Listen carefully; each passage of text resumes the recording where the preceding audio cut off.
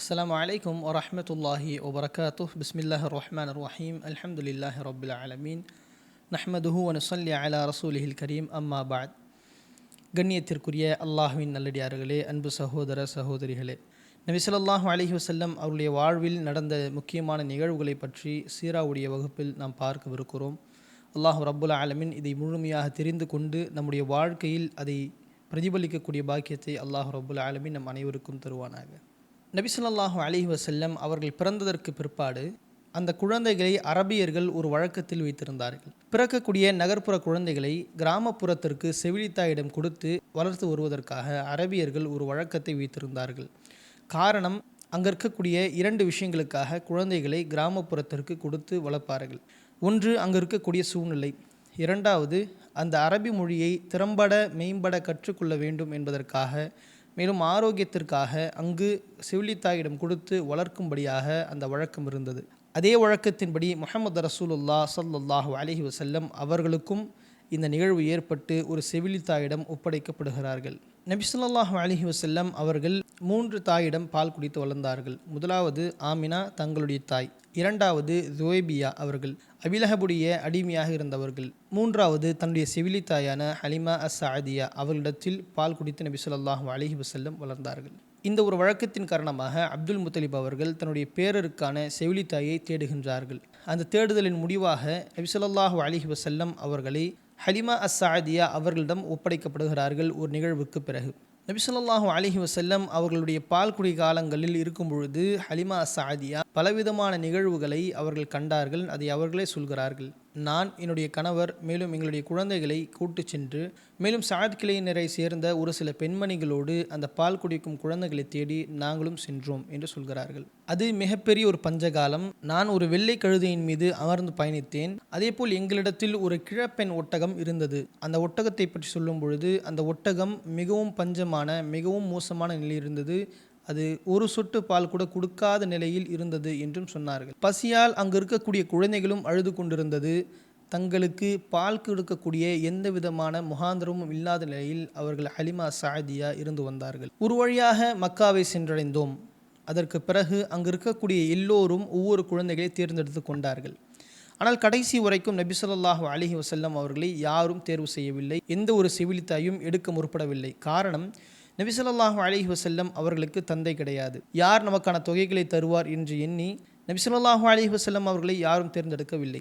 செவிலித்தாயான ஹலிமா சஅதியா அவர்களும் சற்று தாமதித்து அங்கு இருக்கக்கூடிய எல்லா குழந்தைகளும் எல்லோரும் எடுத்து விட்டார்கள் என்ற காரணத்தினால் இறுதியாக முஹம்மது ரசூலுல்லாஹ் ஸல்லல்லாஹு அலைஹி வஸல்லம் அவர்களை எடுத்து செல்கிறார்கள். அவர்கள் சொல்கிறார்கள், செல்லும் பொழுது என்னுடைய கணவர் அந்த கிழ ஒட்டகத்திற்கு பக்கத்தில் செல்லும் பொழுது அதன் மடி பாலால் நிரம்பியது. அதை அருந்தி அந்த பாலினால் நானும் என்னுடைய கணவரும் அருந்தி அன்றிரவு பசி தீர்த்து நிம்மதியாக உறங்கினோம் என்று சொல்கிறார்கள். இது மிகப்பெரிய ஒரு ஆச்சரியமான ஒரு விஷயம். காலையில் எழுந்தவுடன் அவர்கள் சொல்கிறார்கள், இது அல்லாஹ் நமக்கு செய்த மிகப்பெரிய அருள் என்று நினைக்கிறேன் என்று சொன்னார்கள். பிறகு அவர்கள் பயணத்தை தொடர்கிறார்கள். அந்த குழந்தையை அந்த கழுதையின் மீது அமர்த்திய வண்ணம் அந்த கழுதை செல்கிறது. எல்லா வாகனத்திற்கும் முதன்மையாக இவர்கள் கொண்டு வந்த அந்த வாகனம் மிகவும் வேகமாக செல்கிறது. அங்கு சுற்றியுள்ள அந்த பெண்மணிகள் கேட்கிறார்கள், நீங்கள் வந்த வாகனம் தானா, கழுதை தானா இது, இவ்வளவு வேகமாக செல்கிறதே என்று ஒரு ஆச்சரியத்தோடு கேட்கிறார்கள்.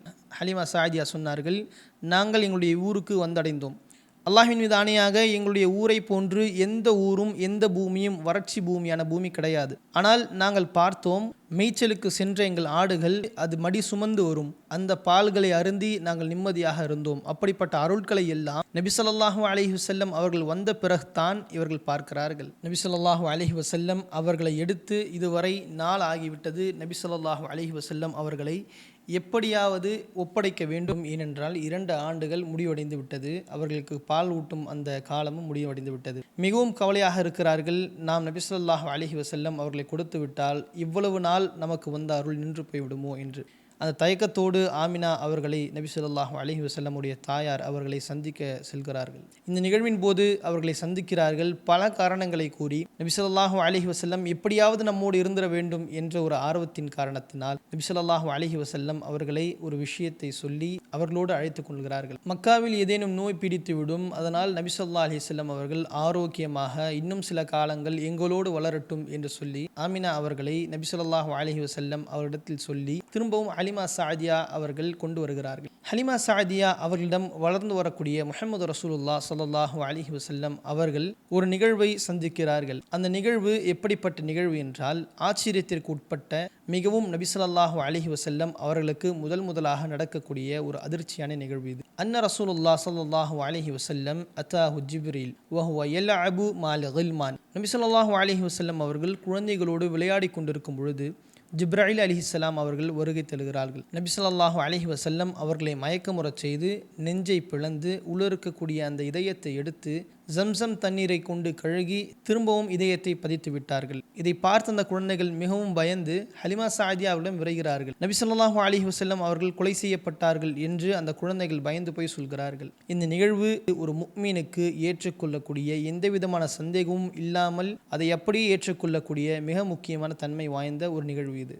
அனஸ் ரலியல்லாஹு அன்ஹு அவர்கள் ஒருமுறை சொன்னார்கள், நான் நபி ஸல்லல்லாஹு அலைஹி வஸல்லம் அவர்கள் நெஞ்சினுடைய அந்த தழும்பை, அதாவது இந்த நிகழ்வு ஏற்பட்டதன் காரணத்தினால் ஏற்பட்ட அந்த தழும்பை நான் கண்டேன் என்ற அனஸ் ரலியல்லாஹு அன்ஹு அவர்கள் ஒரு நிகழ்வில் சொன்னார்கள். இந்த நிகழ்ச்சி ஏற்பட்ட ஒரு அதிர்ச்சியின் காரணமாக ஹலிமா சாதியா அவர்கள் தாயாரான ஆமினா அவர்களிடத்திலே ஒப்படைத்து விடுவோம் என்ற பயத்தின் காரணத்தினால் ஒப்படைத்து விடுகிறார்கள். அந்த நேரத்தில் நபி ஸல்லல்லாஹு அலைஹி வஸல்லம் அவருடைய வயது 6. தற்பொழுது ஆமினா அம்மா, முஹம்மது ஸல்லல்லாஹு அலைஹி வஸல்லம் அவர்கள், உதவியாக இருந்த உம்மு ஐமன் அவர்கள், மேலும் பொறுப்பாளராக இருந்த அப்துல் முத்தலிப் 4 பேரும் செல்கிறார்கள். ஆனால் வழியிலேயே ஆமினா அம்மா அவர்களுக்கு நோய் அதிகரித்து விட்டது. அதன் காரணத்தினால் வழியிலேயே அவர்கள் மரணமடைந்து விட்டார்கள். நபி ஸல்லல்லாஹு அலைஹி வஸல்லம் பிறப்பதற்கு முன்பதாகவே தந்தை இழந்து விட்டார்கள். பிறந்த அந்த 6 வயது எட்டிய அந்த தருணத்திலே தாயும் இழந்து விட்டார்கள். பொறுப்பாளராக அப்துல் முத்தலிப் அவர்கள் வளர்த்து வருகிறார்கள். அவருடைய குழந்தைக்கு எவ்வாறு கண்ணியம் காட்டுவாரோ, எவ்வாறு மரியாதை செலுத்துவாரோ, அதைவிட கூடுதலாகவே முஹம்மது ரசூலுல்லாஹ் ஸல்லல்லாஹு அலைஹி வஸல்லம் மீது அன்பு காட்டினார்கள். அவர்கள் கஅபாவிற்கு அருகில் ஒரு விரிப்பை கொண்டு வந்து அங்கே உட்காரக்கூடிய நிலை இருந்தது. அந்த குழந்தை யாரும் அந்த விரிப்பின் அருகில் கூட செல்ல மாட்டார்கள். ஆனால் நபி ஸல்லல்லாஹு அலைஹி வஸல்லம் அங்கே போய் அதில் உட்கார்ந்தால் அப்துல் முத்தலிப் அவர்கள் அதை எதுவும் கண்டிக்கவும் மாட்டார்கள். அவர்கள் இருக்கட்டும், அங்கு விளையாடட்டும் என்று சொல்லுவார்கள். ஒரு காலம் வருகிறது, நபி ஸல்லல்லாஹு அலைஹி வஸல்லம் அவர்களுக்கு 8 வயதாகிறது. இந்த நேரத்தில் தான் அப்துல் முத்தலிப் யார் இவரோடு இருந்தார்களோ அவர்களும் மரணித்து விடுகிறார்கள். இது மிகப்பெரிய ஒரு துயரமாக நபி ஸல்லல்லாஹு அலைஹி வஸல்லம் அவர்களுக்கு நேர்ந்து விடுகிறது. ஆனால் நாம் புரிந்து கொள்ள வேண்டும், இந்த வாழ்க்கை வரலாற்றின் எல்லா அங்கமும் நபி ஸல்லல்லாஹு அலைஹி வஸல்லம் அவர்களுக்கு நேர்ந்தது எல்லாம் அல்லாஹ் ரப்புல் ஆலமீன் தான் இதை அனைத்தையும் ஏற்படுத்தினான். அப்துல் முத்தலிபுக்கு பிறகு தன்னுடைய தந்தையின் சகோதரரான அபு தாலிப் அவர்களிடம் நபி ஸல்லல்லாஹு அலைஹி வஸல்லம் அவர்கள் வளர்கிறார்கள். அபு தாலிப் அவர்கள் நாம் கேள்விப்பட்டிருக்கலாம், நபி ஸல்லல்லாஹு அலைஹி வஸல்லம் அவர்களுக்கு மிகவும் உற்ற தோளாக நின்ற, குறைஷிகள் எந்த நிலையிலும் எதையும் செய்து விடலாம் என்று இருந்தாலும், அந்த நிலையில் வந்தாலும் நபி ஸல்லல்லாஹு அலைஹி வஸல்லம் அவர்களோடு நின்ற ஒரு நபர்தான் அபு தாலிப், நபி ஸல்லல்லாஹு அலைஹி வஸல்லமுடைய தந்தையுடைய சகோதரர். ஏறத்தாழ 40 ஆண்டு வரைக்கும் நபி ஸல்லல்லாஹு அலைஹி வஸல்லம் அவர்களோடு கழித்தார்கள் அபு தாலிப் அவர்கள். நபி ஸல்லல்லாஹு அலைஹி வஸல்லமுடைய வாழ்வில் இன்னொரு முக்கியமான கவலைகரமான ஒரு விஷயம் ஏற்படுகிறது. சகோதரனுடைய மகனை மிகவும் சிறப்பான முறையில் அபு தாலிப் அவர்கள் வளர்த்தி வந்தார்கள், பார்த்து கொண்டார்கள். நபி ஸல்லல்லாஹு அலைஹி வஸல்லம் அவர்களுக்காகவே பிறருடைய நட்பையும் வெறுப்பையும் அவர்கள் சம்பாதித்து கொண்டார்கள். அது முஹம்மது ஸல்லல்லாஹு அலைஹி வஸல்லம் அவர்களுக்கு மிகவும் கவலை ஏற்படுத்துகிறது. அந்த நிகழ்வை இன்ஷா அல்லாஹ் வரலாற்று தொடரிலே பார்க்கலாம். உலம்மா பலக ரசூலுல்லாஹ் ஸல்லல்லாஹு அலைஹி வஸல்லம் 12 சனத்தன். நபி ஸல்லல்லாஹு அலைஹி வஸல்லம் அவர்களுக்கு 12 வயதாகிறது. இந்த வேளையில் அபு தாலிபோடு அவர்கள் எங்கு சென்றாலும், அதாவது அவர்கள் வியாபாரத்திற்கு சென்றால் நபி ஸல்லல்லாஹு அலைஹி வஸல்லம் அவர்களோடு செல்வார்கள். அப்படிப்பட்ட நிகழ்வில் மிகவும் முக்கியமான ஒரு நிகழ்வு ஏற்படுகிறது. இந்த 12 வயதாக இருக்கக்கூடிய நபி ஸல்லல்லாஹு அலைஹி வஸல்லம் உடைய இந்த பருவத்தில் ஷாம் தேசத்தை நோக்கி அபு தாலிப் அவர்களும் அவருடைய வியாபார குழுவும் செல்கிறது. முஹம்மது ஸல்லல்லாஹு அலைஹி வஸல்லம் அவர்களோடு அனைவரும் செல்கிறார்கள். போகின்ற பிரயாணத்திலே புஸ்ரா என்று சொல்லக்கூடிய நகரத்தை வந்தடைகிறார்கள். அங்கு பிரபல்யமான ஒரு துறவி ஒருத்தர் வாழ்ந்து வந்தார். அவர் பேர் பஹீரா. அந்த பஹீரா அவர்கள் விசாரிக்கிறார்கள், நபி ஸல்லல்லாஹு அலைஹி வஸல்லம் இந்த வியாபார குழுவோடு இருக்கிறார்கள் என்று. நபி ஸல்லல்லாஹு அலைஹி வஸல்லம் அவருடைய கையை பிடித்து பஹீரா அவர்கள் சொன்ன வார்த்தை, இவர்தான் உலகத்தின் தலைவர், இவர்தான் இறை தூதர் என்று நபி ஸல்லல்லாஹு அலைஹி வஸல்லம் அவர்களை பார்த்து சொன்னார்கள். இதை கேட்ட மக்கள் சொன்னார்கள், எப்படி உங்களுக்கு தெரியும் என்று கேட்கும் பொழுது, நீங்கள் கணவாய் வழியில் வரும்பொழுது கற்களும் அங்குள்ள மரங்களும் நபி ஸல்லல்லாஹு அலைஹி வஸல்லம் அவர்களுக்கு சஜிதா செய்தது, வணங்கியது என்று சொன்னார்கள். அவைகள் இறை தூதர்களுக்கு மட்டுமே இப்படிப்பட்ட ஒரு நிகழ்வை ஏற்படுத்திய ஒரு நிகழ்வின் காரணமாக நான் இதை கண்டு கொண்டேன் என்று சொன்னார். மேலும் சொன்னார்கள், நான் நபி ஸல்லல்லாஹு அலைஹி வஸல்லம் அவர்களுடைய முத்திரையை கண்டு இவர்கள் நபி என்று நான் புரிந்து கொண்டேன் என்று சொன்னார்கள். மேலும் வந்திருக்கக்கூடிய எல்லோருக்கும் விருந்து ஏற்பாடு செய்தார்கள். அதற்கு பிறகு ஒரு விஷயத்தை சொன்னார்கள், நீங்கள் ஷாமுக்கு செல்கிறீர்கள், ஷாமுக்கு செல்லும் பொழுது இந்த சிறுவரை முஹம்மது ஸல்லல்லாஹு அலைஹி வஸல்லம் அவர்களை அங்கு கூட்டு செல்ல வேண்டாம், ஏனென்றால் அங்குள்ள யூதர்கள் இவர்களை கொலை செய்ய வாய்ப்புண்டு என்ற ஒரு விஷயத்தை சொன்னதற்கு பிறகு அபு தாலிப் அவர்கள் இதை பயந்து அங்குள்ள வாலிபர்களை அமைத்து மக்காவிற்கே குழந்தைகளை அனுப்பிவிடுகிறார்கள். அதில் நபி ஸல்லல்லாஹு அலைஹி வஸல்லம் அவர்கள் மக்காவிற்கு சென்றடைகிறார்கள். ஆக இப்படியே நபி ஸல்லல்லாஹு அலைஹி வஸல்லமுடைய வாழ்க்கை கழிந்து வருகிறது. நபி ஸல்லல்லாஹு அலைஹி வஸல்லம் அவர்கள் ஆடு மேய்த்தார்கள். இதுவே அவர்களுடைய வாழ்வினுடைய பணியாகவும் கருதினார்கள். பொதுவாக இறை தூதர்கள் ஆடு மேய்த்த பணியை நம் வரலாற்றுகளில் காணலாம். இதை பற்றி நபி ஸல்லல்லாஹு அலைஹி வஸல்லம் அவர்களும் ஆடு மேய்த்திருக்கிறார்கள். ஆடு மேய்த்து அதில் வரக்கூடிய அந்த காசு பணங்களை அபு தாலிப் அவரிடம் ஒப்படைத்து விடுவார்கள். இந்த இறை தூதர்கள் ஆடு மேய்ப்பதற்கான அந்த சம்பவத்தை பற்றி ஹாஃபிஸ் இப்னு ஹஜர் ரஹிமஹுல்லாஹ் அவர்கள் சொல்லும் பொழுது, இந்த ஆடு மேய்ப்பது என்பது பொறுமையை கற்றுக் கொடுக்கிறது. ஏனென்றால் ஒவ்வொரு ஆடும் ஒவ்வொரு திசையை நோக்கி செல்லும். அங்கே எப்படி மேய்க்க வேண்டும், எப்படி வழிநடத்த வேண்டும் என்ற பொறுமையும் பல விஷயங்களையும் அங்கு கற்றுக்கொள்ளலாம் என்று ஹாஃபிஸ் இப்னு ஹஜர் ரஹிமஹுல்லாஹ் அவர்கள் சொல்லித் தருகிறார்கள். நபி ஸல்லல்லாஹு அலைஹி வஸல்லம் அவர்களுக்கு 20 வயது ஆகின்றது. இந்த 20 வயது ஏற்படக்கூடிய சூழலில் ஒரு நிகழ்வு ஏற்படுகிறது. அதுதான் ஹர்புல் ஃபிஜார் என்று சொல்லக்கூடிய ஒரு சிறிய போர்.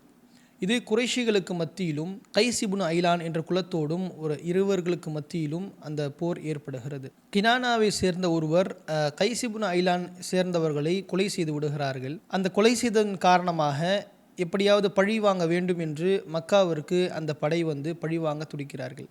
அரபிலுடைய ஒரு வழக்கம், காபாவிற்கு அருகில் எந்த விதமான போரோ எந்த விதமான சண்டை சச்சரவுகளோ இருக்கக்கூடாது என்று அவர்கள் வழக்கம் பின்பற்றி வந்தார்கள். இப்படி காபாவிற்கு அருகில் அவர்கள் அந்த போரை தொடங்குவதற்கு காரணமாக காபாவில் உள்ள அந்த மக்களும் குறைஷியர்களும் எப்படியாவது நாம் இங்கு நிறுத்தி இவர்களுடைய இந்த போரை நிறுத்திவிட வேண்டும் என்று அவர்களும் அந்த போருக்கு தயாராகினார்கள். இப்படிப்பட்ட சின்ன சின்ன குலங்களுக்கு மத்தியிலோ சின்ன சின்ன சமூகத்துக்கு மத்தியிலோ தான் அன்று போர்கள் நடைபெற்று கொண்டிருந்தது. ஆரம்ப நேரத்தில் குறைஷிக்கு ஆதரவாகத்தான் போர் சென்றது. அதற்கு பிறகு கொஞ்சம் கொஞ்சமாக நேரம் சுழன்றோடியதற்கு பிறகு அவர்கள் சமாதான உடன்படிக்கைக்கு வருகிறார்கள். எந்த தரப்பில் அதிகமான உயிர் சேதம் ஏற்பட்டதோ அந்த தரப்பிற்கு நஷ்டஈடு கொடுத்து அவர்களை இந்த போரை இந்த சண்டையை நிறுத்தி சுமூகமாக முடித்தார்கள். இதைத் தொடர்ந்தே ஹில்ஃபுல் ஃபுதூல் என்று சொல்லக்கூடிய மிகவும் முக்கியமான ஒரு ஒப்பந்தம் ஏற்படுகிறது. சங்கைமிக்க அந்த காலமான இந்த போர் நடைபெற்றதன் காரணமாக நாம் பார்க்கக்கூடிய இந்த ஹில்ஃபுல் ஃபுதூலான இந்த ஒப்பந்தம் ஏற்படுகிறது. இந்த ஒப்பந்தத்தின் அடிப்படை அநியாய காலத்தில் ஏற்பட்ட அநீதிகளுக்கான ஒரு முற்றுப்புள்ளியாகத்தான் இந்த உடன்படிக்கை ஏற்பட்டது. ஜுவைப் கோத்திரத்தை சேர்ந்த ஒருவர் தன்னுடைய வணிக பொருட்களை எடுத்துக்கொண்டு வியாபாரம் செய்வதற்காக வருகை தருகிறார். சஹ்மாவை சேர்ந்த ஆஸ் இப்னு வாயில் என்ற ஒரு இடத்தில் சரக்குகளை வாங்கி கொண்டு பணத்தை திருப்பி கொடுக்காத காரணத்தினால் இந்த விஷயம் ஆரம்பமாகிறது. பறி கொடுத்தவர் அங்கு இருக்கக்கூடிய முக்கியமானவர்களிடத்தில் இந்த விஷயத்தை போய் சொல்கிறார்கள். ஆனால் அவர்கள் இதற்கான எந்தவிதமான நேர்த்தியான காரணங்களையும் எடுக்காதன் காரணமாக அவர்கள் மிகவும் கவலை அடைந்து இந்த நிகழ்வு நடந்ததற்கு பிறகு அங்கு இருக்கக்கூடிய எல்லா தலைவர்களும் முடிவெடுக்கிறார்கள். இங்கு மக்காவில் உள்ளவர்களோ அல்லது வெளிநாட்டவர்களோ யார் இங்கு வந்து அநீதம் இழைக்கப்பட்டாலும் அதற்கு ஒன்றாக இணைந்து நாம் நீதி கொடுக்க வேண்டும் என்ற ஒரு மிக முக்கியமான ஒரு ஹில்ஃபுல் ஃபுதூலை எடுக்கிறார்கள். அதுதான் இங்கே எடுக்கக்கூடிய மிகவும் முக்கியமான ஒப்பந்தம் என்று சொல்லப்படுகிறது வரலாற்றில். இன்ஷா அல்லாஹ் இதற்கு பிறகு நபி ஸல்லல்லாஹு அலைஹி வஸல்லமுடைய வாலிப பருவம், திருமணத்தினுடைய வாழ்க்கை, அதுபோல் நபி ஸல்லல்லாஹு அலைஹி வஸல்லம் அவர்கள் மிக முக்கியமான நுபுவத்துடைய வாழ்க்கை, இன்னும் பல விஷயங்கள் இருக்கிறது. அல்லாஹு ரப்புல் ஆலமீன் நமக்கு அதை இஹ்லாஸோடு பார்த்து படித்து அதை வாழ்க்கையில் அமல் செய்யக்கூடிய பாக்கியத்தை அல்லாஹ் உங்களுக்கும் எனக்கும் தரட்டும் இன்ஷா அல்லாஹ். பாரக்கல்லாஹு ஃபீக்கும். அஸ்ஸலாமு அலைக்கும் வரஹ்மத்துல்லாஹி வபரகாத்துஹு.